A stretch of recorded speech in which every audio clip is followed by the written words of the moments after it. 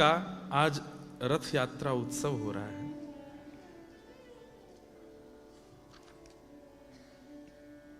बहुत ध्यान से सुनिएगा, कुछ ऐसी जानकारियां जो शायद होंगी नहीं आपके पास। महाप्रभु जगन्नाथ जी के रथ यात्रा के संदर्भ में सबसे पहली बात, ये रथ यात्रा क्यों होती है? तो इसमें दो कथाएं हैं, दोनों कथाएं ध्यान से सुनिएगा। पहली कथा, जिस राजा ने भगवान जगन्नाथ को विराजमान किया उसका नाम है इंद्रद्युम्न। क्या नाम है? उनकी पत्नी का नाम है गुंडीचा। क्या नाम है? तो जब महाप्रभु जगन्नाथ विराजमान हो गए तो महाप्रभु का रूप देख करके गुंडीचा महारानी को महाप्रभु के प्रति पुत्र की भावना आ गई। ये तो मेरे लाला है। अच्छा, ठाकुर जी मंदिर में विराजते हैं और इंद्रद्युम्न राजा गुंडीचा महारानी अपने महल में रहते हैं। ये देखो, तो ध्यान से सुनिएगा। जब ठाकुर जी श्री मंदिर में विराज गए तो मंदिर में विराजमान होने का कारण क्या था कि मैं अगर राजभवन में रहूंगा राजा के पास तो राजभवन में इतने लोग आएंगे, कभी कालांतर में राजा को ये ना हो, इतनी भीड़ मेरे घर में, मेरी प्राइवेसी खत्म हो रही है, कहीं महारानी को कुछ ना लगे। इसलिए ठाकुर जी ने आज्ञा दी कि मेरा मंदिर बनाओ और मैं मंदिर में रहूंगा ताकि पूरा जगत मेरा दर्शन कर सके, सब मेरे पास आ सके। तब गुंडीचा महारानी के मन में भाव आया कि नाथ, मैं आपको लाला मानती हूं, मैं आपको पुत्र मानती हूं, और बेटा यदि कार्य में व्यस्त रहे, कभी अपने मां के पास ना आए तो मां को कितनी पीड़ा होती है। तब महाप्रभु जगन्नाथ जी प्रसन्न होकर के बोले, मां आप चिंता मत करो, साल के 365 दिन मैं जगन्नाथ हूं, मैं मंदिर में विराजमान हूंगा, करोड़ों लोगों को मंदिर के भीतर से दर्शन दूंगा। लेकिन स्नान पूर्णिमा के 15 दिन बाद मैं रथ में आरूढ़ होकर के अपनी मैया से मिलने जाऊंगा और 7 दिन आपके पास ही रहूंगा। आप बिल्कुल चिंता मत करो, ये मेरा वचन है आपको। इसलिए महाप्रभु जी अपने वचन को पूर्ण करने के लिए आज रथ में विराजमान होकर के अपनी बहन, अपने भाई श्री सुभद्रा महारानी और श्री बलभद्र जी के साथ अपनी मैया के पास जा रहे हैं, अपनी मैया से मिलने जा रहे हैं।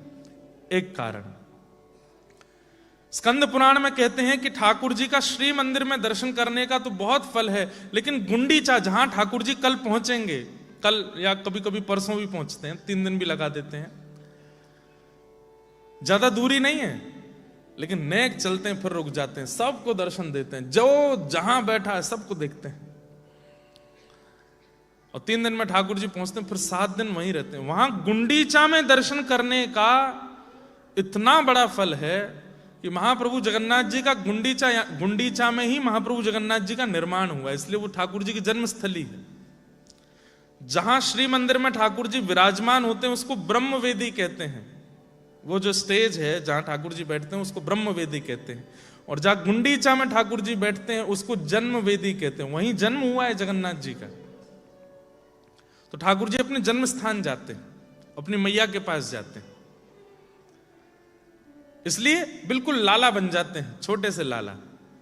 ऐसे धम धम कूद के तो उतर के आते हैं, यहां से अपने हाथ रखे सब पंडा पुजारियों के ऊपर, और ऐसे लौटते हुए झूलते हुए जैसे बालक, एक छोटा सा बालक झूमता है, और ताहिया पहन लेते हैं अपने सिर पर। वो ताहिया ऐसे आगे पीछे होता है ठाकुर जी का, और ऐसे मधुर ठाकुर जी ऐसे उछल उछल करके, खिसक खिसक करके चलते, जैसे घुटमुन बालक रिपट रिपट के खिसक खिसक के चलता है ना।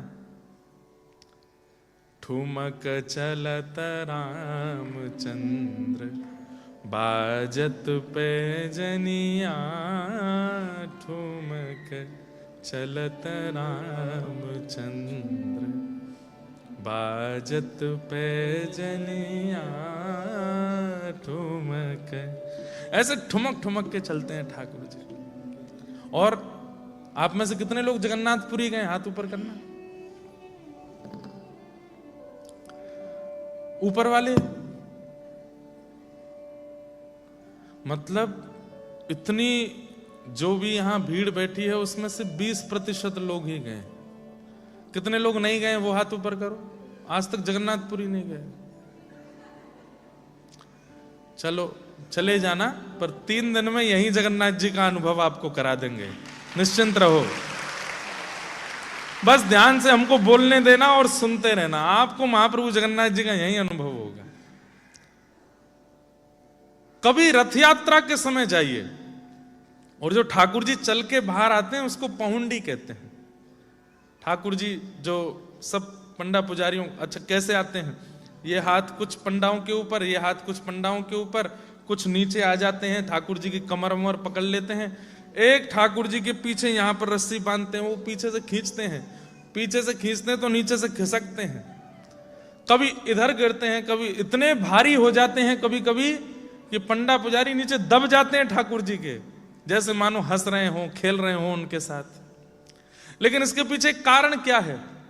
लाखों लोग जो चारों तरफ से ठाकुर जी को देखते हैं, वो ठाकुर जी को देख के कहते हैं जय हो जगन्नाथ, जय हो जगन्नाथ, कितने प्यारे लग रहे हो, मैं आपको प्रिय हूं तो एक बार मेरी ओर निहारो ना। तो ऐसे चलते चलते ठाकुर जी को अगर वो प्रिय होगा ना, और वो बोल रहा है दूर से कि मैं प्रिय हूं तो एक बार देखो, तो ठाकुर जी ऐसे गिर जाते हैं और फिर उसको देखते हैं। पुजारी लोग सोचते हैं ये गिर क्यों रहे हैं, ये भारी क्यों हो गए, फिर उनको उठाते हैं। फिर इधर से कोई मैया कहती है अरे मेरे प्राणनाथ जगह, मेरे कोई संतान नहीं है, मैं तो आपको ही लाला मानती हूं, एक बार मेरी ओर देखो ना। तो चलते चलते ठाकुर जी फिर ऐसे ऐसे करते फिर ऐसे गिर जाएंगे, फिर उसको देखें। आप बात कीजिए, जब ठाकुर जी पहुंडी करते हैं जगन्नाथ जी से बात करो, कैमरा में टीवी में नहीं, प्रत्यक्ष वहां पहुंच के बात करो।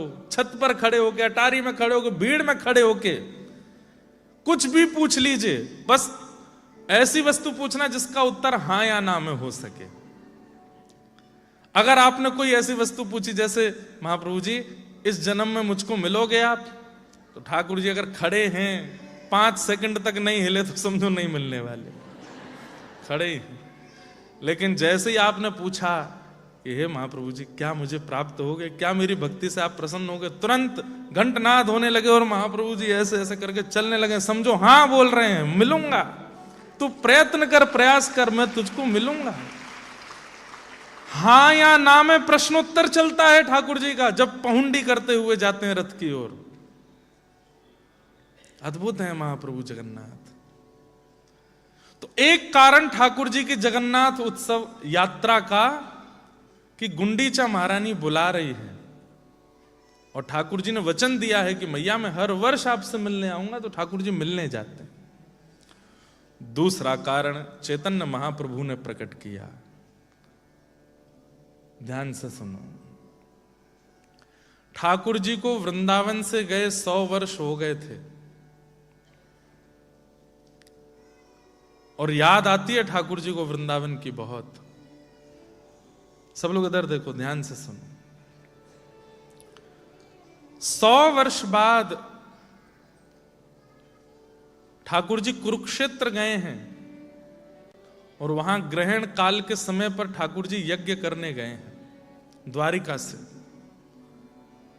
सब अपनी पटरानियों के साथ द्वारिका पहुंचे, कुरुक्षेत्र आए हैं सूर्य ग्रहण के समय पर। ब्रजवासी जब से ठाकुर जी गए तब से कहीं नहीं गए, लेकिन इस बार ब्रजवासियों ने सबने मन बनाया कि लाला के गए 100 वर्ष है गए, लाला तो आयो नहीं, बाबा अब हम कहा करें। ये सब ब्रजवासी रो रो के बेहाल है गए। अच्छा, किसी ने भी प्राण नहीं त्यागे, ठाकुर जी के विरह में प्राण नहीं त्यागे। क्यों? कईयों की आयु हो गई है, कईयों की उम्र हो गई है, फिर भी प्राण क्यों नहीं त्याग रहे हैं? मन में एक इच्छा बैठी हुई है, क्या पता कृष्ण आ जाए, एक बार देख लें, वो आ जाएंगे उस दिन प्राण त्याग लेंगे। तो बस हर दिन प्रतीक्षा है, और प्रतीक्षा के कारण प्राण नहीं त्याग रहे हैं। सोच तो लेते हैं कि आज मर जाएंगे, अब नहीं जीवित रहेंगे, कृष्ण बिना जी के रहना क्या। लेकिन फिर होता है कि परसों की कह के गए थे, क्या पता आज आ जाए। तो सूर्य उदय होते ही उम्मीद जाग जाती है, और ब्रजवासी बैठे रहते हैं, कन्हैया आवेगो, कन्हैया आवेगो, कन्हैया आवेगो। और संध्या होते ही फिर कहते हैं अब रात में हमारे प्राण ले जाओ, नहीं आयो कन्हैया, अब जी के कहा करेंगे। रात भर सोचते सोचते फिर सूर्य उदय होता है, क्या पता आज आ जाए। इस प्रतीक्षा में एक भी ब्रजवासी ने प्राण नहीं त्यागे। आज सब ब्रजवासियों ने आपस में भाव रखा कि बहुत बड़ा सूर्य ग्रहण आ रहा है और ये वर्षों बाद आ रहा है और वर्षों तक ऐसा योग नहीं बनेगा। इस सूर्य ग्रहण में किए गए जप यज्ञ तप उसका बहुत बड़ा फल मिलेगा। तो सब ब्रजवासी बोले, बाबा हम सब या सूर्य ग्रहण में कछु करनो चाहें और एक ही फल मांगनो चाहें कि कृष्ण हमको मिल जाए। हमने सुनी है कि ये सैकड़ों वर्ष बाद ऐसा सूर्य ग्रहण आ रहा है, या मैं जो भी जब तप करके जो मांगेंगे सो मिलेगा। तो कृष्ण को मांगवे के काजे हमें ले चलो। तो आज पहली बार ब्रजवासी कुरुक्षेत्र जा रहे हैं। किशोरी जी कुरुक्षेत्र गई हैं। हमारी श्री राधा रानी ब्रज 84 कोस के अलावा केवल कुरुक्षेत्र गई हैं और कहीं नहीं गई।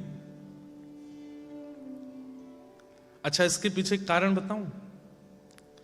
महाभारत युद्ध होना है इस भूमि पर, यह निश्चित नहीं हुआ था अभी तक, लेकिन इतने लोग मारे जाएंगे उस युद्ध में। और श्री कृष्ण जहां विराजमान है वहां यदि लोगों की मृत्यु हो रही है तो श्री कृष्ण की भक्त वत्सलता पर संशय हो जाएगा। जिनका दर्शन करते ही सारे पाप नष्ट हो जाते हैं, जिनका दर्शन करते ही सारे विषाद नष्ट हो जाते हैं, वहां कौरवों की मृत्यु होगी। इसलिए ठाकुर जी ने ऐसी योजना बनवाई कि एक बार किशोरी जी अपने चरण घुमा जाएं इस क्षेत्र में, ताकि यहां प्राण त्यागने वाले को भी गोलोक धाम प्राप्त हो, उसको भी निकुंज प्राप्त हो। प्राण तो जाएंगे। बहुत सी कथाएं हैं, अब सब याद आ जाएंगी तो मैं तो 12 बजे तक बोलता ही रहूंगा, क्योंकि मैं थका हुआ नहीं हूं, रेस्ट कर लिया है तो मुझे और ज्यादा ऊर्जा लग रही है। धृतराष्ट्र जानता है कि महाभारत युद्ध में मेरे पुत्र मारे जाएंगे। उसने पूछा है कि युद्ध कहां होना चाहिए। रहते तो हस्तिनापुर में थे, आधा निवास तो इनका इंद्रप्रस्थ में, तो वे कुरुक्षेत्र अलग से क्यों गए युद्ध करने?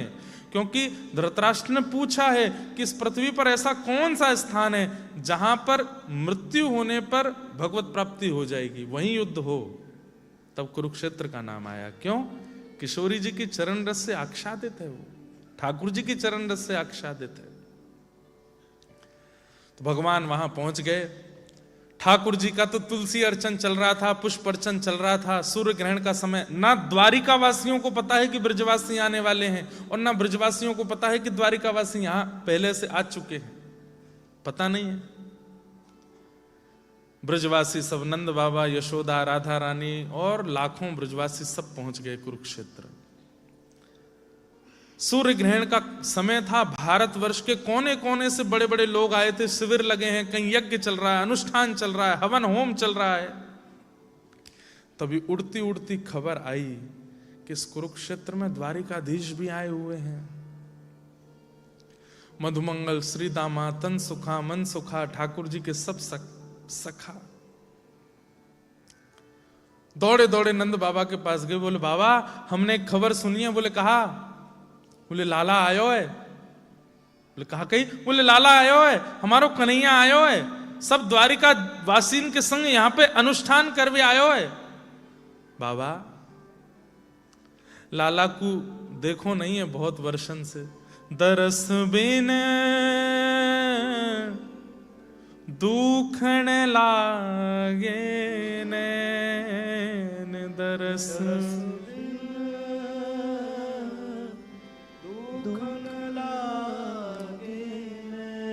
सब लोगों से प्रार्थना, बहुत सावधानी से सुनिएगा। ब्रज से बाहर, मैं ब्रज में भारत में विरह की कथाएं नहीं कहता, बहुत कम, पर आज मुझे नहीं पता मैं क्यों कह रहा हूं, इसलिए सुन लीजिए। दरस बिन दुखण लागे नैन, दरस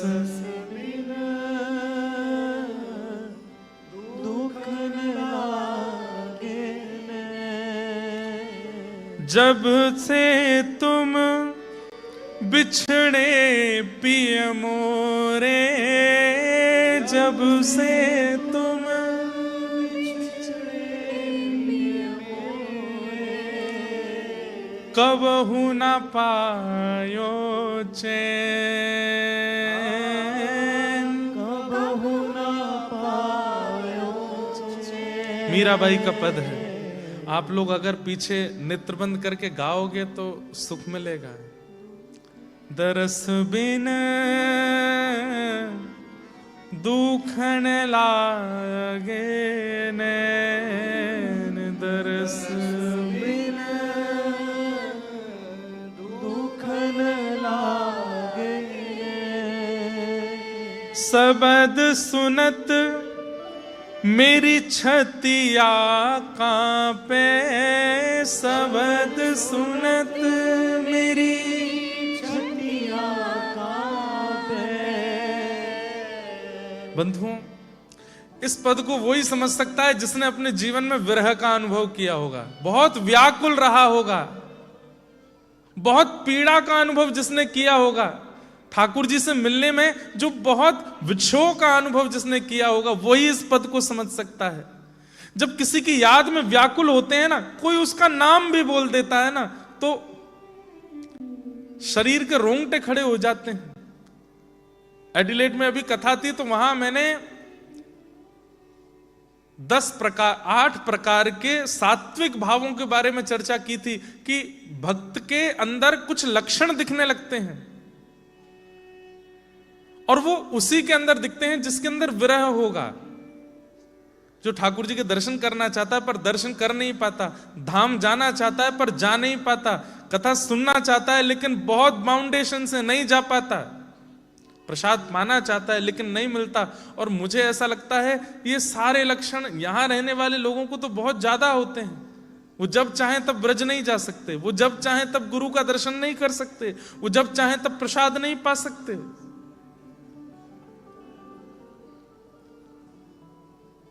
विरह कैसा होता है कि कोई नाम भी ले दे प्रेमी का तो कांप जाते हैं हम। मन तो होता है कि उठ के चले जाएं यहां से, कोई बोले ना उनके बारे में, नहीं तो हम कुछ कर नहीं पाएंगे। लेकिन नाम इतना अच्छा लगता है कि सुनने का मन होता है कि और बोल दो। शब्द सुनत मेरी छतिया कांपे, शब्द सुनत मेरी छतिया कांपे। पर मीठे लागे बैन, मीठे लागे बैन। मीरा के प्रभु कब रे मिलोगे, मीरा के प्रभु कब रे मिलोगे। दुख मेटन सुख देन हो, दुख मेटन सुख देन। दरस बिन दुखन लागे नैन, दरस बिन दुखन लागे नैन। ब्रजवासी जाकर के नंद बाबा से बोले, बाबा लाला आयो यहाँ पे, कुछ योजना बनाओ ना, हम दर्शन करवे चलें। तो नंद बाबा भी बड़े उत्सुक हो गए। अच्छा लाला आयो है? बोले हाँ। अरे यशोदा मेहर सुन तो, एक खबर है। बोले कहा? हमारो कन्हैया, हमारो लाला, हमारो गोपाल 100 वर्ष बाद अब हमें मिलवे वारो है।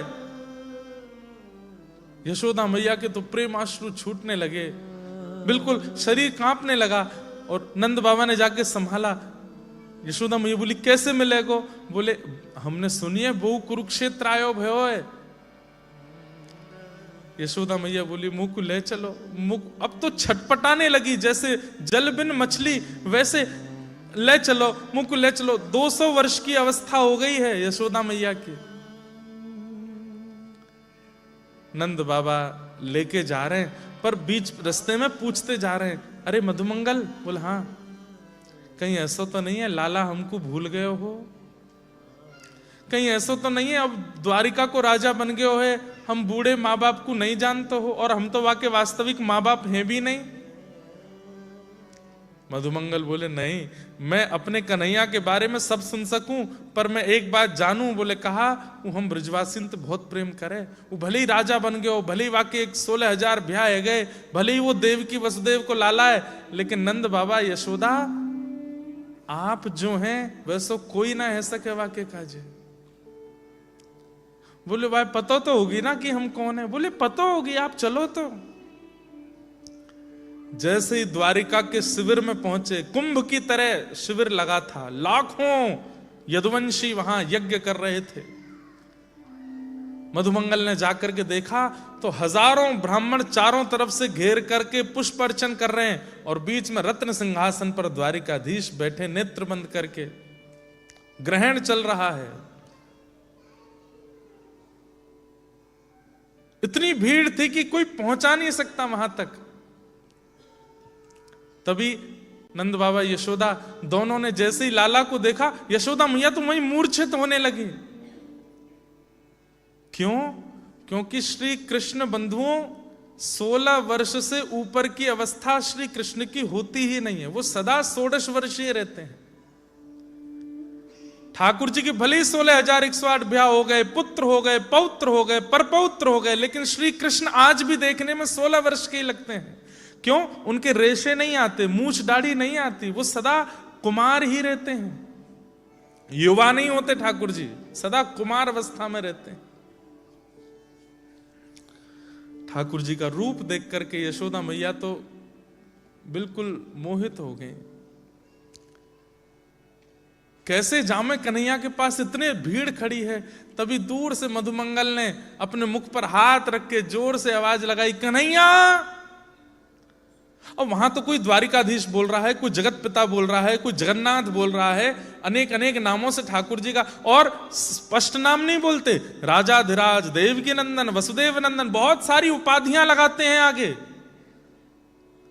लेकिन कोई बीच में बोल गया कन्हैया। इतने स्पष्ट बोलने की सामर्थ्य, बिना उपाधियों के बोलने की सामर्थ्य केवल प्रेमी की होती है। उस ग्रहण काल में ठाकुर जी के नेत्र खुल गए और बस कान ढूंढने लगे ये स्वर कहां से आया है।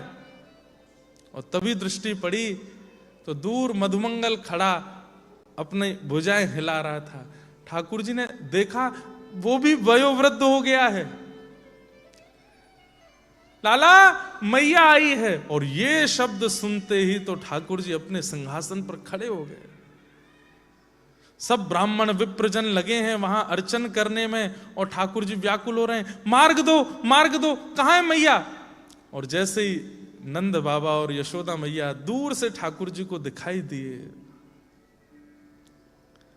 जैसे एक बर्फ का एक आकार अत्यंत ताप पड़ने पर बहुत जल्दी पिघलने लग जाता है, ऐसे ठाकुर जी पिघलने लगे यशोदा मैया को देख के। बंधुओं, ये महाप्रभु जगन्नाथ पिघले हुए ठाकुर जी हैं। ये भुजाएं ब्रजवासियों की याद में खड़ी हो गई हैं ठाकुर जी की, कि कोई लाओ ब्रजवासियों को मेरे हृदय से लगा दो। प्रेम विगलित भगवान है महाप्रभु जगन्नाथ।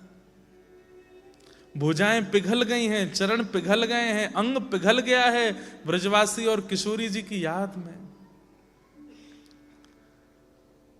अपने सिंहासन से कूद पड़े ठाकुर जी और दौड़ करके गए। और जैसे एक छोटा सा बालक पहली बार विद्यालय से आकर के अपनी मां की गोद में कूद पड़ता है, लपक जाता है, चढ़ जाता है मां के ऊपर, ये भी नहीं सोचता कि ये कहीं गिर ना जाए, ऐसे ही ठाकुर जी दौड़ करके गए और यशोदा मैया के अंक से जाकर के लिपट गए, लपक गए, चढ़ गए ऊपर।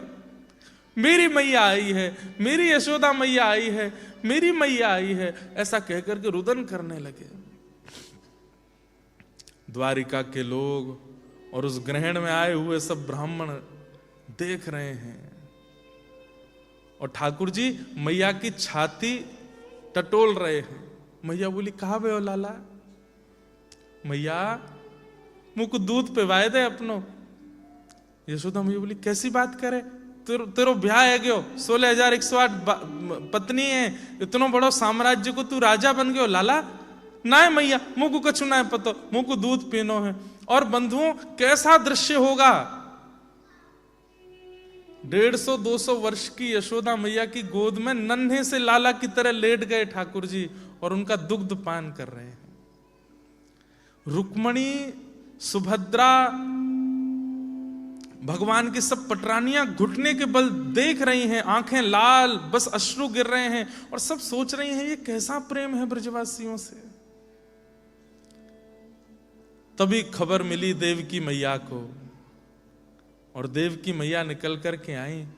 किसी ने जाके यशोदा मैया से कहा ये सामने महारानी देवकी खड़ी हैं। ठाकुर जी को तुरंत अपनी गोद से हटा करके यशोदा मैया उठ के गई, बोले मुझ को क्षमा करियो, लाला तो आपको ही है, पर पतो ना क्यों मुंह को अधिकार सो लगे। देवकी मैया बोली आप ऐसी बात ना करें, ये आपको ही लाला है। देवकी और यशोदा मैया का मिलन हुआ। ठाकुर जी एकांत में ले गए यशोदा मैया को, अपने पूरे परिवार से मिलाए। ये मेरी बड़ी पत्नी है, ये मेरी बीच की पत्नी, ये छोटी पत्नी, सब आशीर्वाद ले रहे हैं।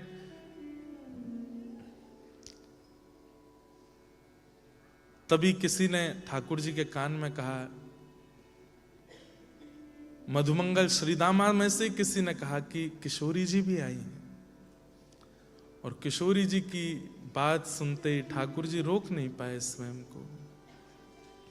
मैया आप विराजो, मैं अभी आऊं। और ठाकुर जी तुरंत उठ करके गए। अब सबका ध्यान तो श्री कृष्ण पर ही रहता है, तो क्या करें, अपने कक्ष में जाकर के अपने मुकुट को उतारा, सिर पर स्वाफी बांधी, एक पगड़ी पहनी, अपने मुखमंडल से पत्रावली का श्रृंगार हटा दिया, अपने मुख को ढका, अपने आभूषण आदि उतार दिए और बिल्कुल जैसे पता ना चले काली कमली ओढ़ करके निकल पड़े किशोरी जी से मिलने। वहां किशोरी जी ललिता, विशाखा आदि सखियों के साथ अपने शिविर में बैठी हैं और बैठे बैठे अचानक से किशोरी जी बोलती हैं, ललिता ऐसा क्यों लग रहा है द्वार पर कृष्ण खड़े हैं। ललिता जी बोली, अरे कृष्ण नहीं आएंगे, हमें ये तो पता है कि वो कुरुक्षेत्र में ही है, पर वो नहीं आएंगे, वो बहुत व्यस्त हैं, लाखों सब उन्हीं के दर्शन करने आए हैं, इतने बड़े बड़े ब्राह्मण वेदज्ञ सब उनके साथ हैं, वो नहीं आएंगे। किशोरी जी बोली, ललिता मैं सब भूल सकूं लेकिन श्री कृष्ण के अंग की सुगंधी नहीं भूल सकती। और इस समय जो बाहर खिड़की से हवा आ रही है उसमें कृष्ण के अंग की सुगंध है, तू एक बार देखियो कहीं कृष्ण खड़े हैं क्या। ललिता, विशाखा आदि सखियों ने जाकर के जैसे ही द्वार पर देखा तो आंखें लाल हैं और श्री द्वारिकाधीश कृष्ण वहां खड़े हैं। भीतर बुलाया। किशोरी जी नजर नहीं मिला रही हैं, नीची नजर करके बस खड़ी हैं। आज 100 वर्ष बाद श्री कृष्ण आए हैं। ठाकुर जी ने आते ही पहले किशोरी जी को प्रणाम किया। हे राधे वृषभानुभूप तनय, हे पूर्ण चंद्रानने। हे किशोरी जी मेरो प्रणाम स्वीकार करो। बंधुओं, एक बहुत बड़ी बात सीखने की इस प्रसंग में यह है कि एक भी ब्रजवासी ने ठाकुर जी से शिकायत नहीं करी कि लाला तू परसों के कह के गयो, आयो क्यों नहीं, किसी ने नहीं कहा। क्योंकि प्रेम में शिकायत होती ही नहीं है, और जहां शिकायत हो वहां प्रेम है इसका संशय है। ठाकुर जी चरणों में जैसे ही अपना सिर रखते हैं इतने में किशोरी जी हाथ पकड़ ले, नहीं नहीं श्याम सुंदर आप ये कहा कर रहे हैं, आप हमें आपको प्रणाम कर रहा हूं। सब सखियां ठाकुर जी को प्रणाम करने लगी। ठाकुर जी बोले, मैं आप लोगन के प्रेम के ऋण से कभी उर्ण नहीं है पाऊंगा, मुझ को क्षमा करियो, पर या विश्व के कल्याण के लिए मुझ को ब्रज छोड़ना पड़ो। किशोरी जी बोली, ये सब बात नहीं करनी है, आप पधारे, बड़ी कृपा। और तब किशोरी जी ने ठाकुर जी का श्रृंगार किया, और श्रृंगार करके फिर किशोरी और सब सखियों ने ठाकुर जी के संग रास विहार किया। रास विहार करके ठाकुर जी लौट करके गए। रुक्मणी आदि ने जैसे ही आज श्याम सुंदर को देखा तो कहते हैं कि रुक्मणी आदि सब पटरानियां मूर्छित होने लगी। क्यों? श्री कृष्ण को इतना सुंदर पहले नहीं देखा था। आज किशोरी जी ने श्रृंगार, बहुत विस्तृत प्रसंग है लेकिन मैं सूक्ष्म सूक्ष्म स्पर्श कर रहा हूं। रथ यात्रा क्यों हुई? रुक्मणी आदि सब सखियों के मन में भाव आया कि हम भी जाएंगी राधा रानी का दर्शन करने। बंधुओं, जैसे ही गई हैं शिविर में तो एक सूक्ष्म अभिमान था भगवान की पत्नियों में कि हम बहुत सुंदर हैं, ये व्रज नारियां, ये तो गैया चराती हैं, गोबर थापती हैं, ये हमारे सामने क्या लगती होंगी जिनकी याद में कृष्ण इतना रोते हैं। जैसे ही शिविर में प्रवेश किया तो घुंघराले केश, चंद्रमा और सूर्य को भी लज्जित करने वाला तेज मुख का जैसे ही दिखा, सब पटरानियां चरणों में प्रणाम करने लगी। हे किशोरी जी, हे राधा रानी, हमारा प्रणाम स्वीकार करो। तब उस सखी ने कहा, मैं किशोरी जी नहीं हूं, मैं तो दासी हूं, किशोरी जी तो भीतर बैठी हैं।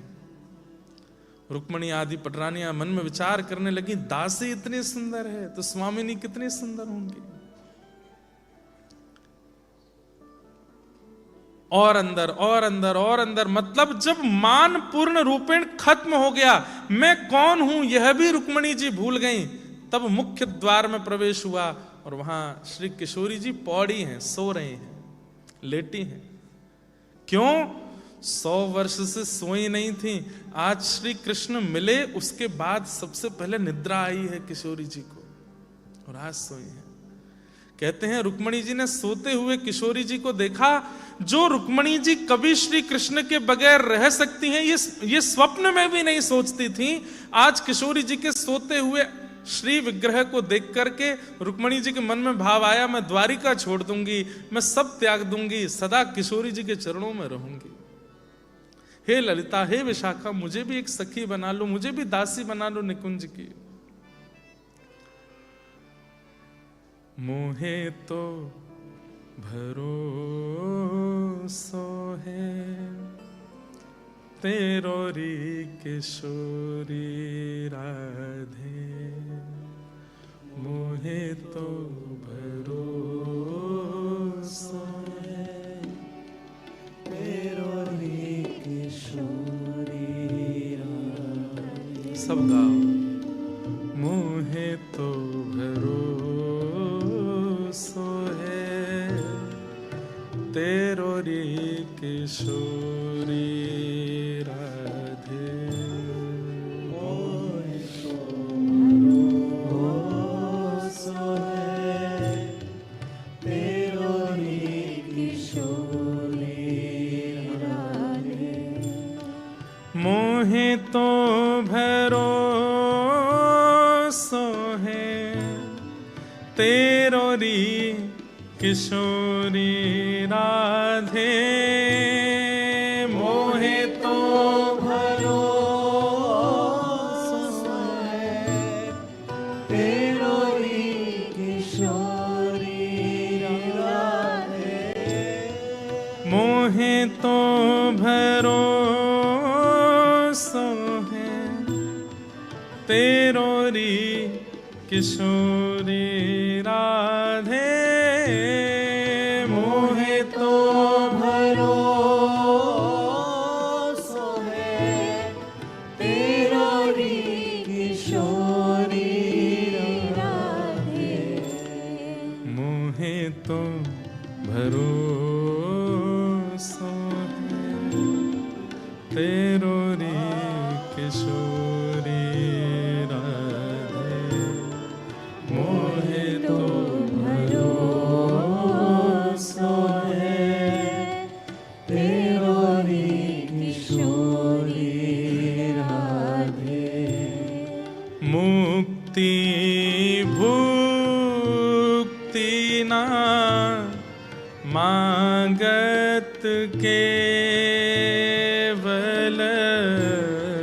मुक्ति भुक्ति ना मांगत केवल क्या चाहिए? अपनो जान संभालो किशोरी राधे, अपनो जान। हमें मुक्ति नहीं चाहिए, हमें भुक्ति नहीं चाहिए, केवल आप हमको स्वीकार कर लो। आप ये कह दीजिए कि ये तो मेरो है, ये मेरी है, बस इसके अलावा कुछ नहीं चाहिए। अपनो जान संभालो किशोरी राधे, अपनो जान संभालो किशोरी राधे, मुहे तो भरोसो है तेरो रे किशोरी राधे, मुहे तो भरोसा तेरो रे किशोरी हाँ, तेरो रे किशोरी राधे, तेरो रे किशोरी बंधु इस कुरुक्षेत्र में ऐसा हुआ, नंद बाबा वसुदेव जी से मिल रहे हैं, नंदरानी यशोदा देवकी जी से मिल रही हैं, भगवान की पटरानियां राधा रानी और सब सखियों से मिल रही हैं, ठाकुर जी अपने सखा किशोरी जी सबसे मिल रहे हैं। मतलब आपस में मिलन होकर के ऐसी सबने भूमिका योजना बना ली। नंद बाबा ने आमंत्रण दिया कि आप सब द्वारिकावासी अगर हमारी एक विनती स्वीकार करें। बोले कहा, हमको तो लाला के दर्शन है गए, पर हमारे व्रजमंडल की रज, व्रजमंडल की कण, व्रजमंडल की वृक्षवल्लरी और श्री यमुना जी वे अब भी तड़प रहे हैं। हमारी व्रजमंडल के गिरिराज जी और सब वृक्षवल्लरी वे सब कन्हैया की याद में तड़प रहे हैं। आप कृपा करके अगर आज्ञा दें तो लाला को हम व्रज लेकर के चलें, कछु दिना व्रज में निवास करें। आप सब भी चलो और व्रज में कछु दिना वास करके फिर आप चाहो तो प्रस्थान कर जाइयो। और इस पर स्वीकृति जैसे ही हुई, सब ब्रजवासी आनंद में भर गए और महाराज सोचने लगे क्या करें क्या करें। तब सब ब्रजवासियों ने रथ का निर्माण किया, चक्के का निर्माण किया, रथ का निर्माण किया, शिखर का निर्माण किया, सुंदर सुंदर उसमें सब पुष्प लगाए, पत्र लगाए, वस्त्र लगाए, रंग रोगन किए, सुंदर इतना अद्भुत रथ बनाया। उसमें श्याम सुंदर विराजमान हुए, बलभद्र जी विराजमान हुए, सुभद्रा जी विराजमान हुए। सब द्वारिका के लोग जहां जहां कोई पैदल चल रहे हैं, कोई घोड़ों पर चल रहे हैं, कोई हाथी पर चल रहे हैं, कोई रथ में बैठे हैं, और ब्रजवासी और कई द्वारिकावासी भी मिल करके खींच करके ठाकुर जी के रथ को वृंदावन की ओर लेकर के जा रहे हैं।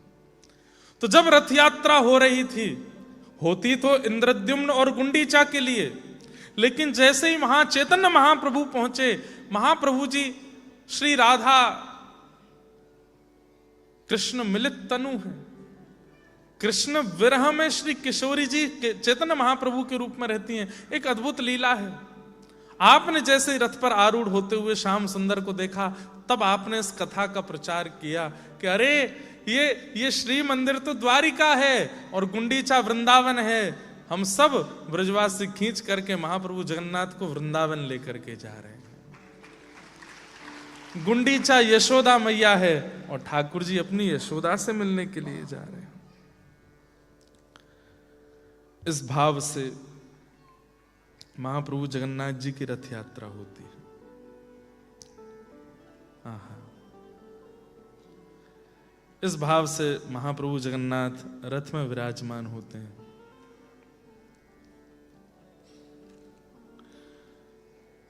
पंच धातुओं से महाप्रभु का रथ बनता है, जिसमें पहला है काष्ठ यानी कि लकड़ी, दूसरा है धातु यानी कि चोबा आदि जो भी लगाए जाते हैं, लोहा आदि, तीसरा है रंग, और चौथा है पत्र पुष्प तंबूरा, और पांचवा है वस्त्र। महाप्रभु जगन्नाथ जी के रथ का निर्माण वसंत पंचमी से प्रारंभ होता है। सबसे पहले उसमें काष्ठ का प्रयोग, लकड़ी से बनाया जाता है पूरा। फिर दूसरा उसमें धातु लोहा आदि लगाया जाता है एक से एक दूसरी लकड़ियों में। अच्छा, आज भी वहां पर लकड़ी से लकड़ी को जोड़ने के लिए पुरानी परंपरा है, गड्ढे करके उसमें फंसाते हैं। ऐसा अद्भुत रथ, ध्यान से सुनिएगा रथ के बारे में। काष्ठ से बनता है, फिर उसमें धातु लगती है, दूसरी वस्तु, तीसरी उसमें रंग होता है, बहुत सुंदर रंग बनते हैं। चौथा उसमें पत्र पुष्प आदि से उसको सजाया जाता है। लोहा भी लगता है, तांबा भी लगता है, और सोना भी लगता है, चांदी भी लगता है महाप्रभु जी के रथ में। और अंत में वस्त्र, जो ऊपर का शिखर है वो तो पूरा वस्त्र से ही तैयार होता है महाप्रभु जी का। 7 प्रकार के लोग लगते हैं महाप्रभु जी का रथ बनाने में। 7 लोग नहीं, 7 प्रकार के। एक प्रकार में 30-40 भी होते हैं। कौन कौन से? पहले होते हैं गुणाकार। ये गुणाकार क्या करते हैं? काष्ठ को काटना। ये शिखर की लकड़ी है, ये नीचे पहिए की लकड़ी है, ये बैठने की लकड़ी है, ये स्तंभ की लकड़ी है। तो पहले होते हैं गुणाकार, जो काष्ठ बनाते हैं। दूसरे होते हैं महाराणा, जो रथ के लकड़ियों को व्यवस्थित करते हैं। ये यहां लगेंगी, ये ऊपर लगेंगे, ये ऊपर के बनेंगे, मतलब आर्किटेक्ट पूरे। आज भी इसी परंपरा से ही बनता है रथ। तीसरे होते हैं लोहाकार, जो उसमें जहां लोहे की जरूरत है, स्वर्ण की जरूरत है, चांदी की जरूरत है, वो सब लगाते हैं। चौथे होते हैं चकानायक। चकानायक जो ठाकुर जी का रथ का पहिया बनाते हैं। 5वें होते हैं मूर्ति नायक। महाप्रभु जगन्नाथ जी के रथ में असंख्य मूर्तियां बनती हैं। इतने सारे देवी देवता बनाए जाते हैं पूरे रथ पर। वो ऐसे ही नहीं बन जाता है। वसंत पंचमी कब की आती है? जनवरी, मकर संक्रांति के बाद वसंत पंचमी आती है, तब से बनना शुरू होता है, अब जाके पूरा होता है। मूर्ति नायक बहुत सारी मूर्तियां बनाते हैं। देवी देवता, गंधर्वजन, क्षेत्रपाल आदि सब बनते हैं। उसके बाद चित्रकार, चित्रकार बनते हैं। और 7वें होते हैं सूचीकार। सूचीकार जो वस्त्र सिल करके ठाकुर जी के पूरे रथ का ऊपर का कपड़ा बनाते हैं। ये 7 प्रकार के लोग महाप्रभु जी के रथ में लगते हैं। कौन कौन? गुणाकार, महाराणा, लोहाकार, चकानायक, मूर्ति नायक, चित्रकार और सूचीकार। ये लोग मिलकर के महाप्रभु जी का रथ निर्माण करते हैं। महाप्रभु जगन्नाथ जी के रथ का नाम है नंदी घोष। क्या नाम है? नंदी घोष रथ है, जिसमें 16 पहिए होते हैं और ये 45 फीट का लगभग रथ बनता है। नंदी घोष इसका नाम है। 16 इसमें पहिए होते हैं। ये लाल और पीले कलर का होता है। और महाप्रभु जगन्नाथ जी के रथ के जो सारथी हैं वो हैं दारुक सारथी। दारुक इनका रथ चलाते हैं। फिर दूसरा रथ सुभद्रा जी का है दर्प दलन। क्या नाम है? दर्प दलन। ये 43 फीट का होता है, 43 फीट्स का। और इसमें होते हैं 12 पहिए, 12 चक्के होते हैं। और इनके जो रथ चलाने वाले हैं उनका नाम है अर्जुन। पतिदेव ही रथ चलाते हैं, पत्नी बैठी है पीछे। तो अर्जुन इनके रथ के चालक होते हैं। इनके घोड़ों के भी नाम हैं। महाप्रभु जी के घोड़े अलग, इनके अलग, इनके अलग। ये होता है लाल और काले कलर का श्री सुभद्रा जी का रथ। और फिर आता है ताल ध्वज। ये बलभद्र जी का रथ है। इसमें 14 पहिए होते हैं और ये भी 45 फीट का होता है। दोनों भैयाओं के बराबर समान। बहन जी का थोड़ा छोटा रथ है। इसमें 14 पहिए होते हैं और इसका जो वर्ण है वो है लाल और हरा। उस रथ में श्री बलभद्र जी चलते।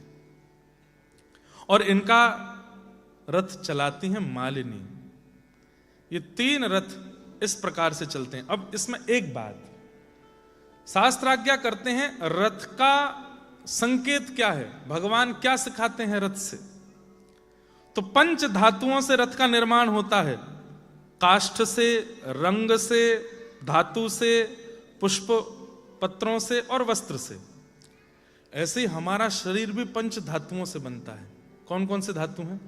पृथ्वी, अग्नि, जल, वायु, आकाश, ये पंच तत्व हैं। लेकिन देखने में भी हमारी पंच तत्व का दर्शन होता है। कौन कौन से? मांस, अंदर हड्डी, रुधिर यानी कि रक्त, चौथा त्वचा, और पांचवा नख, नाखून। इन पंच तत्वों से शरीर बना। तो महाप्रभु जगन्नाथ जी कह रहे हैं कि भाई रथ तो बन गया, रंग रोगन तो हो गया, वस्त्र तो चढ़ा दिया, उसमें सोना चांदी भी लगा दिया, सब कुछ कर दिया, पर उस रथ की सार्थकता तब होगी जब मैं उसमें जाके बैठूं। ऐसे ही ये शरीर रूपी रथ तो बन गया है। मांस भी बहुत अच्छा है, रक्त भी बहुत अच्छा है, विटामिन भी बहुत खाते हो आप लोग हैं, त्वचा भी बहुत बढ़िया बढ़िया बढ़िया क्या बोलते हैं चीज़ों का प्रयोग करके बढ़िया कर ली, परफ्यूम भी लगा लिया, वस्त्र भी बहुत अच्छे पहन लिए, रंग रोगन भी अच्छा कर रखा है, एक चीज़ भी इधर उधर नहीं होती है, सब कुछ बहुत बढ़िया है, जुल्फें भी बहुत बढ़िया हैं। लेकिन मैं यदि तुम्हारे इस रथ में नहीं बैठा हूं शरीर में, तो इस रथ की कोई। एक बार लक्ष्मी जी और ठाकुर जी में छोटी सी लड़ाई हो गई। लक्ष्मी जी बोली, भले ही पूरी दुनिया आपकी हो, लेकिन मेरे आगे आपके उपासक भी फीके हैं। ठाकुर जी बोले, कैसे? तो लोग बाग अर्थी लेके जा रहे थे, राम नाम सत्य है, गोविंद नाम सत्य है, गोपाल नाम सत्य है। तो लक्ष्मी जी बोली, देखो आपकी महिमा, किसी व्यक्ति की मृत्यु पर पूरी दुनिया क्या गा रही है? राम नाम सत्य है, कृष्ण नाम सत्य है, गोविंद नाम सत्य है। सब रो रहे हैं और आपका नाम गा रहे हैं, लेकिन मैं अपना चमत्कार दिखाऊं? बोले दिखाओ। तुरंत आकाश से सोना चांदी की वर्षा होने लगी। अर्थी लेकर के जा रहे थे, कोई रो रहा था, चाचा जी कहां चले, मेरे पिताजी का हो गया, भाई साहब कहां, मेरे मित्र मेरा यार था। और जैसे ही सोना चांदी बरसा, ठाकुर जी देखने लगे। इतने में सब भागे सोना चांदी उठाने के लिए, जेबों में भरने के लिए। 4 लोग नहीं गए, वो अर्थी पे ही खड़े थे। फिर थोड़ी देर बाद उन्होंने सोचा, यार ये तो चले गए, ये कुछ संपत्ति मिल रही है, थोड़ी देर, चाचा जी थोड़ा वेट करो।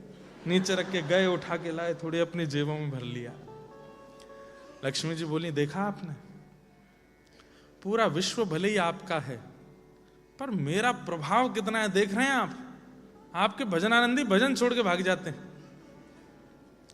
ठाकुर जी बोले, देवी एक बात सुनो। बोले, हाँ। सब गए, वो अर्थी पर जो लेटा वो क्यों नहीं गया? सब गए, पर वो क्यों नहीं गया? वो तो जा ही नहीं सकता। क्यों नहीं जा सकता? उसमें प्राण ही नहीं है। बोले, ना, उसमें मैं नहीं हूं, मैं ही तो परमात्मा हूं, मैं ही तो प्राण हूं, मेरे कारण ही तो पूरा विश्व जीवित रहता है। यदि मैं किसी के अंदर नहीं हूं, मैं यदि किसी का त्याग कर देता हूं, वो कुछ नहीं कर सकता। फिर लक्ष्मी जी चरणों में गिर गई, बोले क्षमा करो। बोले, इंसान नहीं करता, ये आपको देख के दौड़ता भी मैं, ओहो मेरी पत्नी बरस रही है, ले लो। जिसमें मैं नहीं हूं वो आपके पास भी नहीं जा सकता। तो रथ तो भले ही निर्माण हो गया, इस रथ को आप लेके ऑस्ट्रेलिया भी आ गए, इस रथ का विवाह भी करा दिया सुंदर कन्या से, सुंदर पुरुष से। इस रथ के छोटे छोटे बालक भी हो गए, पर इस रथ को कितना भी अद्भुत बना लीजिए, कितना भी सोना चांदी से इसको सजा लीजिए, कितने भी रंग रोगन कर लीजिए, इस रथ की सार्थकता तब होगी जब इसके हृदय पटल पर महाप्रभु जगन्नाथ बैठेंगे। नहीं तो इस रथ की कोई वैल्यू नहीं है। आपको पता है, इतने बड़े बड़े रथ बनते हैं, महाप्रभु जगन्नाथ जी के मंदिर में वापस लौट जाने के बाद कहां चला जाता है रथ, पता है आपको? जैसे ही महाप्रभु जी उतरते हैं रथ से, रथ यात्रा पूरी होगी, अब उसी दिन से टूटना शुरू हो जाता है, वो अपने आप टूट जाता है। उसके चक्के टूट जाते हैं, ऊपर का टूट जाता है, नीचे सब जगह से अपने आप वो जीर्ण शीर्ण होना शुरू हो जाता है। बोली लग जाती है, लोग चक्के खरीद ले जाते हैं, पर महाप्रभु जी के जाते ही वो रथ चटकने लगता है।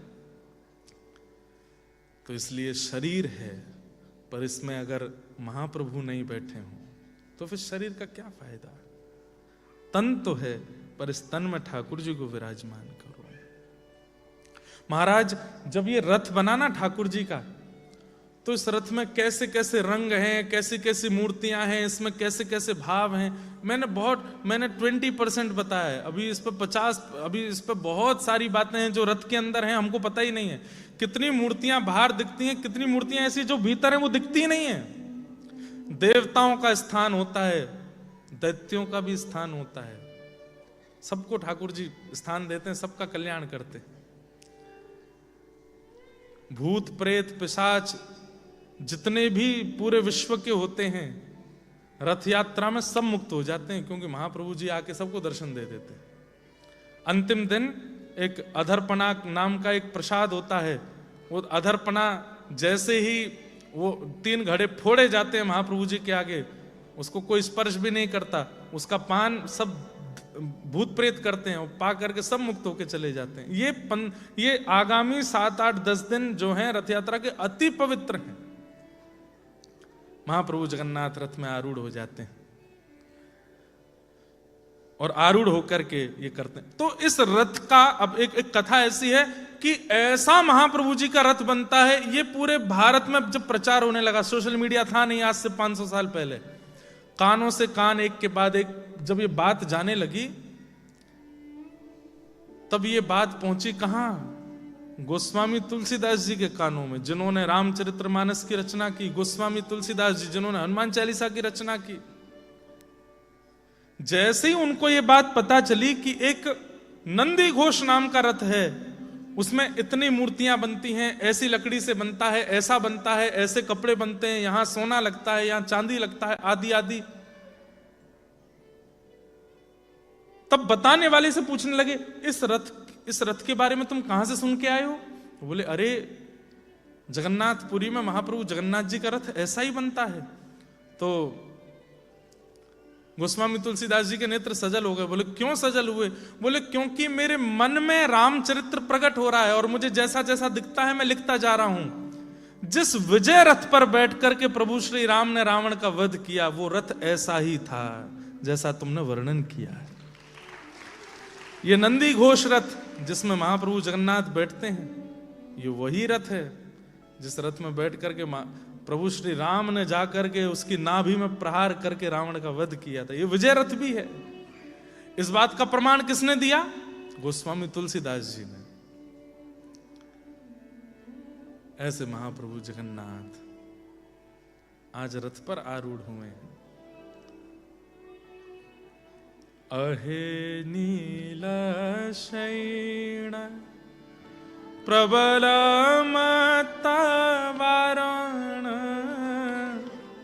प्रबलमतवारण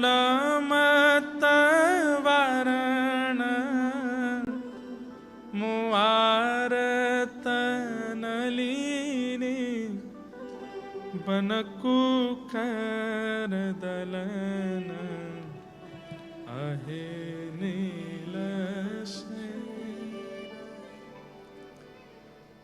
कहे साल बिग हीन जाति रे मुझवण कहे साल बिग हीन जाति रे मुझवण श्रीरंगा चरण तल करु अपन अहे नीलशयन। एक मुस्लिम भक्त है महाप्रभु जगन्नाथ का, उसकी मां ब्राह्मणी है पर पिता मुस्लिम है, यवन है, कालबेग जिनके पुत्र सालबेग। लेकिन मां जगन्नाथ जी की इतनी बड़ी भक्त थी कि अपने पुत्र को महाप्रभु जगन्नाथ जी का भक्त बना दिया। आज वो अपने घर की छत पर खड़े होकर के इस स्तुति को गाते हैं और महाप्रभु जगन्नाथ जी का विशाल नंदी घोष रथ रुक जाता है, लाखों लोगों के खींचने पर भी नहीं चलता। तब महाप्रभु जी राजा गजपति को आज्ञा करते हैं कि मेरा एक भक्त मुझे पुकार रहा है, उसके आर्तनाद को सुन के मेरा हृदय बहुत व्यथित हो रहा है, उसको बुलाओ मेरे पास। और तब सालबेग को बुलाया जाता है। श्री सालवेग जैसे ही आते हैं, महाप्रभु जगन्नाथ का रथ अपने आप चलने लग जाता है। रथ के ऊपर चढ़ने को किसी की आज्ञा नहीं है। शंकराचार्य जी चढ़ सकते हैं, गजपति महाराज और केवल दैतापति और मंदिर के पुजारी पंडा, बस, और इनके अलावा कोई रथ के ऊपर नहीं जा सकता। लेकिन जैसे ही सालवेग आया, भगवान ने आज्ञा की इसको ऊपर लेके आओ, मेरे हृदय से लगाओ। सालवेग ने महाप्रभु जगन्नाथ को हृदय से लगाया और जैसे ही दंडवत प्रणाम किया, बहुत देर हो गई नहीं उठे। पुजारियों ने जैसे ही देखा तो सालवेग ने अपने प्राण त्याग दिए महाप्रभु जी के चरणों में। छोटे से बालक, आज भी सालवेग की वहां समाधि है।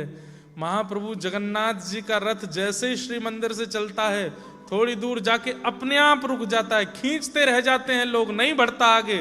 क्यों? सालवेग की समाधि है वहां पर। और वहां सब पंडा पुजारी इस पद को गाते हैं, गजराज चिंता कला थाई घोर जले न, गजराज चिंता कला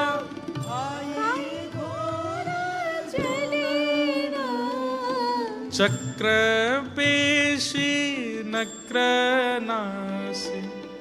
उधरी लयपन अहे नील।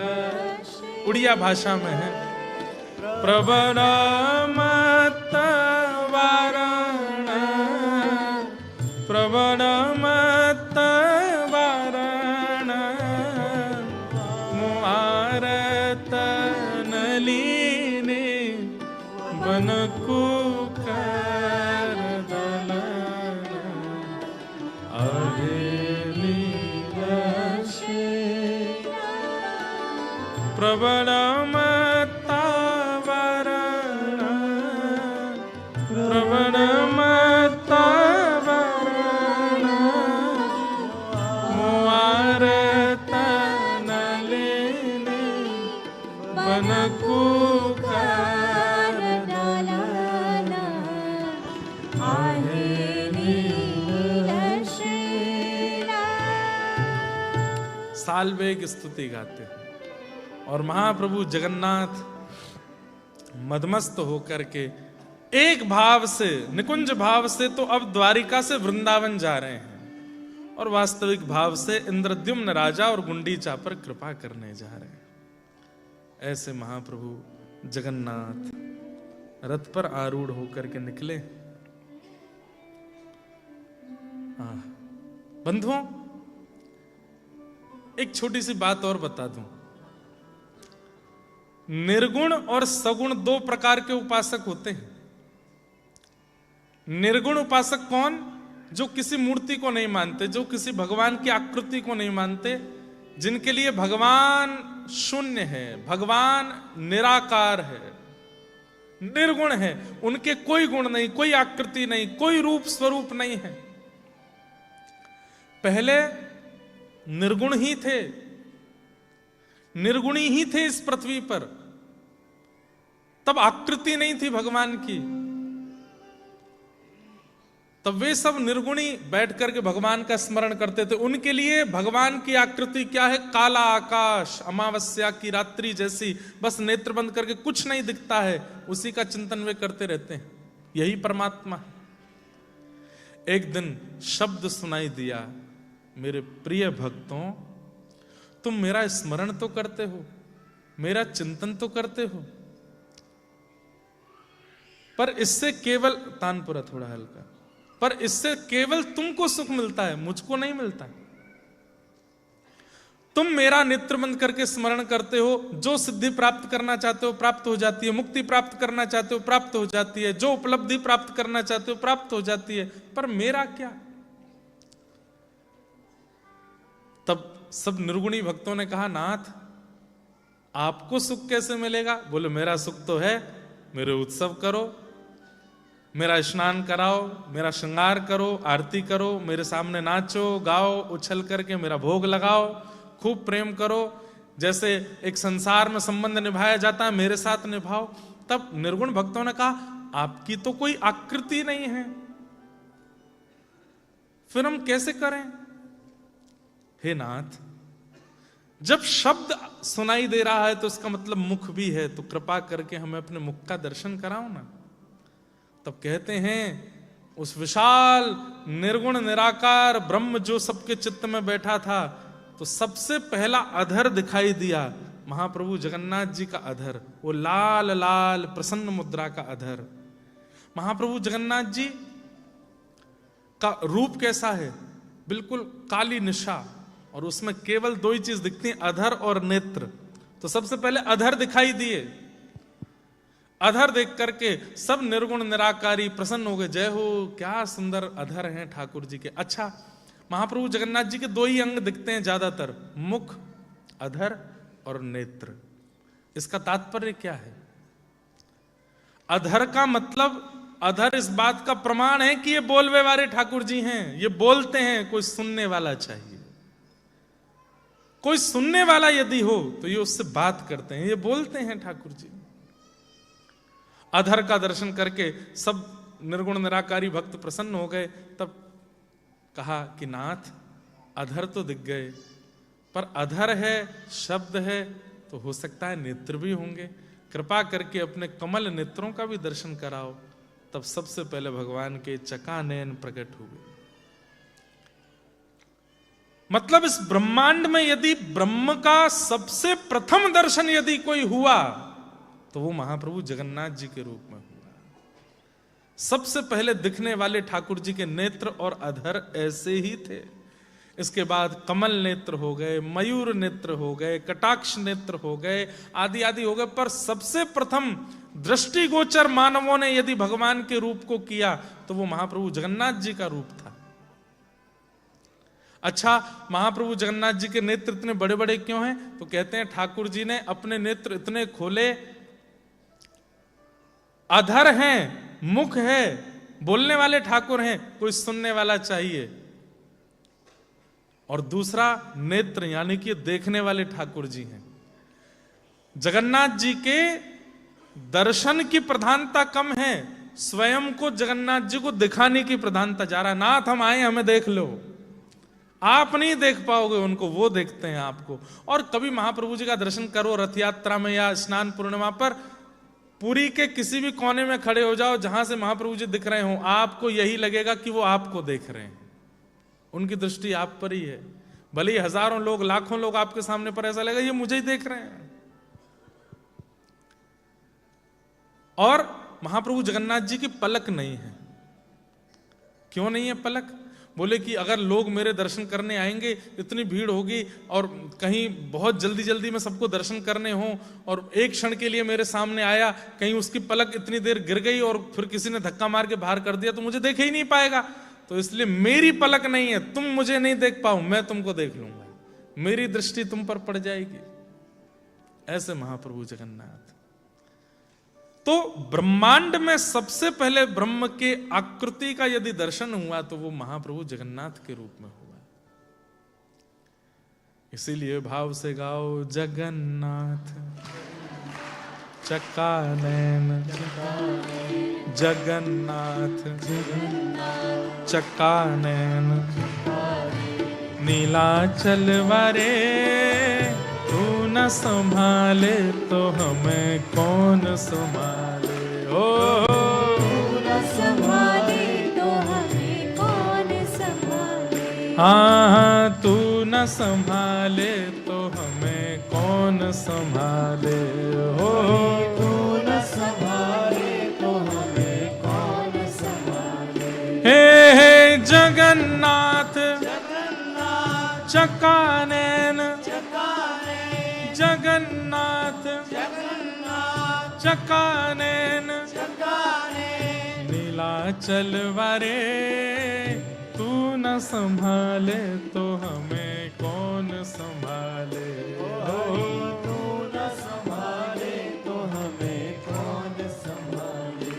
हे मेरी ये नैया है अब तो तेरे हवाले,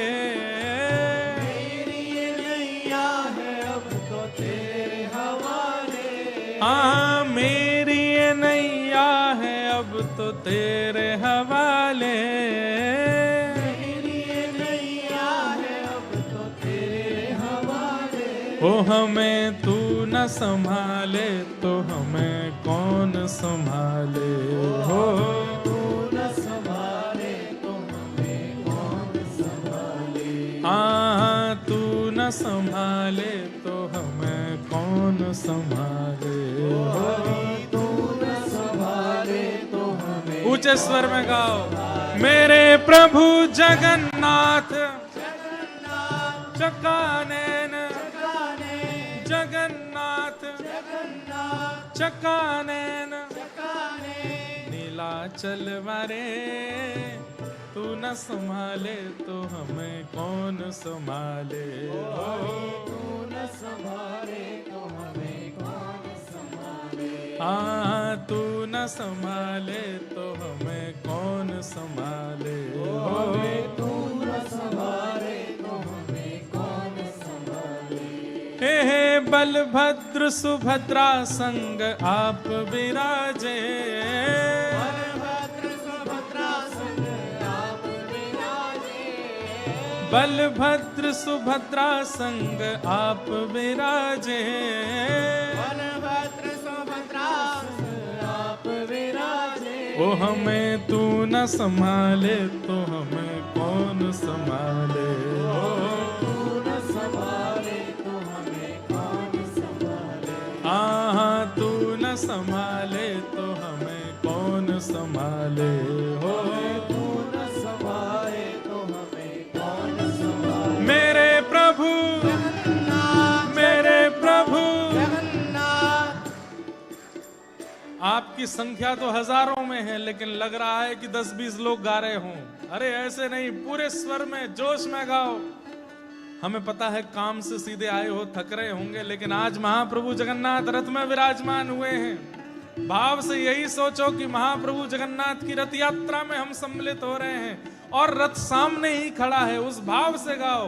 मेरे प्रभु मेरे प्रभु जगन्नाथ हमारे प्रभु जगन्नाथ तुम्हारे प्रभु जगन्नाथ हम सबके प्रभु हे जगत प्रभु जगन्नाथ मेरे प्रभु जगन्नाथ हे चकानैन जगन्नाथ चकानैन नीलाचल वारे तू न संभाले तो हमें कौन संभाले हो।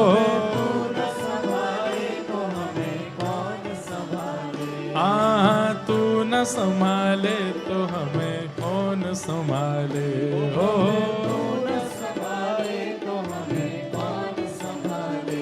अरे मेरी ये नैया है अब तो तेरे हवाले।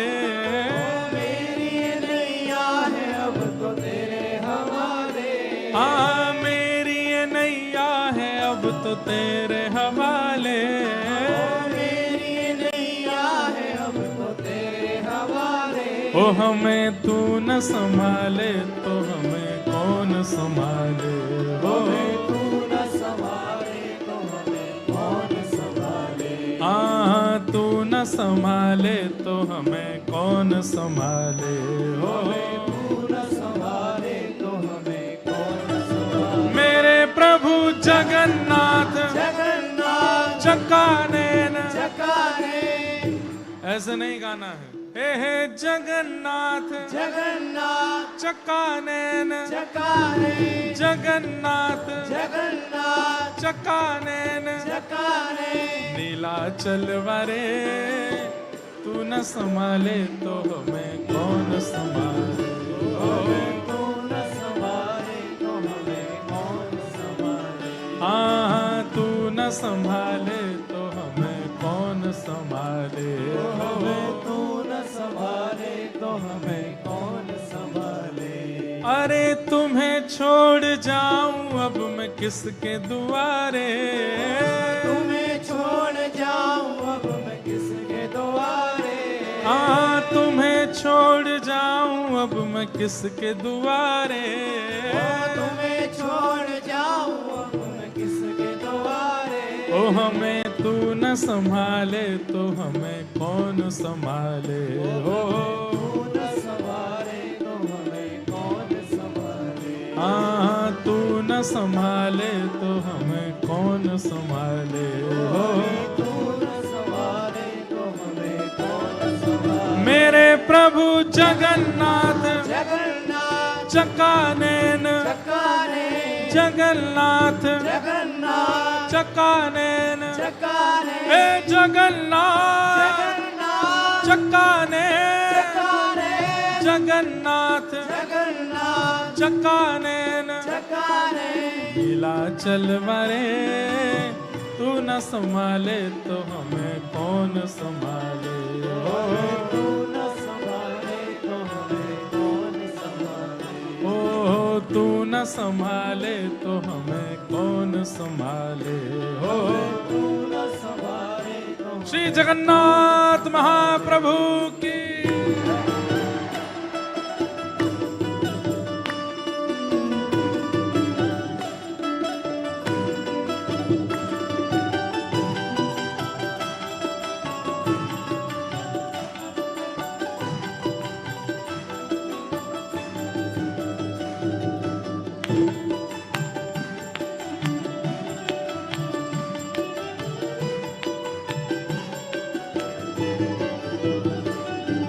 जगन्नाथ स्वामी मेरे नैनों के तारे।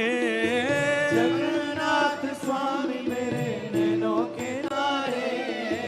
जगन्नाथ स्वामी मेरे नैनों के तारे। जगन्नाथ स्वामी मेरे नैनों के तारे। ओ हमें तू न संभाले तो हमें कौन संभाले हो। न संभाले तो हमें कौन संभाले। तू न संभाले तो हमें कौन संभाले हो।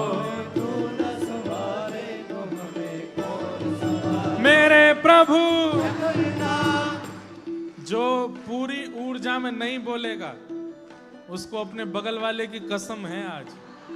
अरे महाप्रभु जगन्नाथ जी का आज रथ यात्रा उत्सव हो रहा है भाव से। मेरे प्रभु जगन्नाथ मेरे प्रभु जगन्नाथ हमारे प्रभु जगन्नाथ तुम्हारे प्रभु जगन्नाथ हम सबके प्रभु जगन्नाथ जगत प्रभु मेरे प्रभु जगन्नाथ व्रज के प्रभु जगन्नाथ हम सब के प्रभु जगन्नाथ हे जगन्नाथ जगन्नाथ चकानेन चकाने जगन्नाथ जगन्नाथ चकानेन चकाने नीलाचल वरे तू न संभाले तो हमें कौन संभाले हो। न संभाले तो हमें कौन संभाले। ओ तू न संभाले तो हमें कौन संभाले हो। तू न संभाले तो हमें कौन संभाले। मेरे बिगड़े काज स्वामी आप संभाले। मेरे बिगड़े काज स्वामी आप संभाले। ओ मेरे बिगड़े काज स्वामी आप संभाले। मेरे बिगड़े काज स्वामी आप संभाले। ओ हमें तू न संभाले तो हमें कौन संभाले हो। तू न संभाले तो हमें कौन संभाले। तू न संभाले तो हमें कौन संभाले हो। तू न संभाले तो हमें कौन संभाले। मेरे प्रभु जगन्नाथ जगन्नाथ चकानेन चकाने जगन्नाथ जगन्नाथ चकानेन चकाने नीलाचल वरे तू न संभाले तो हमें कौन संभाले हो। तू न संभाले तो हमें कौन संभाले। तू न संभाले तो हमें कौन संभाले हो। न संभाले तो हमें कौन संभाले। हे तू न संभाले तो हमें कौन संभाले तू न संभाले तो हमें कौन संभाले। जय जय जगन्नाथ जय जगन्नाथ जय जगन्नाथ जय जगन्नाथ जय जय जगन्नाथ जय जगन्नाथ जय जगन्नाथ जय जगन्नाथ। मेरे प्रभु जगन्नाथ जय जय जगन्नाथ, प्रभु जगन्नाथ जय जगन्नाथ, मेरे प्रभु जगन्नाथ जय जगन्नाथ, प्रभु जगन्नाथ जय जगन्नाथ। ओ श्यामा हृदय कमल सो प्रगट्यो, श्यामा हृदय कमल सो प्रगट्यो, श्यामा हृदय कमल सो प्रगट्यो, श्यामा हृदय कमल सो प्रगट्यो, श्याम हृदय कुबार, वृंदावन मेरो वृंदावन, वृंदावन मेरो वृंदावन, हे श्री वृंदावन प्यारो वृंदावन, वृंदावन प्यारो वृंदावन। हे बलभद्र और सुभद्रा संग विराजे ब्रज के नाथ, बलभद्र और सुभद्रा संग विराजे ब्रज के नाथ, बलभद्र और सुभद्रा संग विराजे ब्रज के नाथ, बलभद्र और सुभद्रा संग विराजे ब्रज के नाथ। हे रथ आरूढ़ भय नंद नंदन, रथ आरूढ़ भये नंदनंदन, रथ आरूढ़ भय नंद नंदन, रथ आरूढ़ भये नंदनंदन, कहलाए जगत के नाथ, वृंदावन मेरो वृंदावन, वृंदावन मेरो वृंदावन, हे श्री वृंदावन प्यारो वृंदावन, वृंदावन प्यारो वृंदावन, रथ आरूढ़ भय नंद नंदन, रथ आरूढ़ भये नंदनंदन, हे रथ आरूढ़ भय नंद नंदन, रथ आरूढ़ भये नंदनंदन, ओ कहलाए जगत के नाथ, वृंदावन मेरो वृंदावन, वृंदावन मेरो वृंदावन, हे श्री वृंदावन प्यारो वृंदावन, श्री वृंदावन प्यारो वृंदावन, हे नाथ नाथ नाथ मेरे नाथ जगन्नाथ, नाथ नाथ नाथ मेरे नाथ जगन्नाथ, हे नाथ नाथ नाथ मेरे नाथ जगन्नाथ, हे नाथ नाथ नाथ मेरे नाथ जगन्नाथ, हे नाथ जगन्नाथ मेरे नाथ जगन्नाथ, हे नाथ जगन्नाथ मेरे नाथ जगन्नाथ, हे नाथ नाथ नाथ मेरे नाथ जगन्नाथ, ओ नाथ नाथ नाथ आओ। हे नाथ नाथ नाथ मेरे नाथ जगन्नाथ, नाथ नाथ नाथ मेरे नाथ जगन्नाथ, हे नाथ नाथ नाथ मेरे नाथ जगन्नाथ, नाथ नाथ नाथ मेरे नाथ जगन्नाथ, हे नाथ नाथ नाथ मेरे नाथ जगन्नाथ, नाथ नाथ नाथ मेरे नाथ जगन्नाथ, हे नाथों के नाथ मेरे नाथ जगन्नाथ, नाथों के नाथ मेरे नाथ जगन्नाथ, हे नाथों के नाथ मेरे नाथ जगन्नाथ, नाथों के नाथ मेरे नाथ जगन्नाथ, हे नाथ नाथ नाथ मेरे नाथ जगन्नाथ, नाथ नाथ नाथ मेरे नाथ जगन्नाथ, नाथ नाथ नाथ मेरे नाथ जगन्नाथ, नाथ नाथ नाथ मेरे नाथ जगन्नाथ, जय जय जगन्नाथ जय जगन्नाथ, जय जय जगन्नाथ जय जगन्नाथ, जय जगन्नाथ जय जगन्नाथ, जय जय जगन्नाथ जय जगन्नाथ, जय जय जगन्नाथ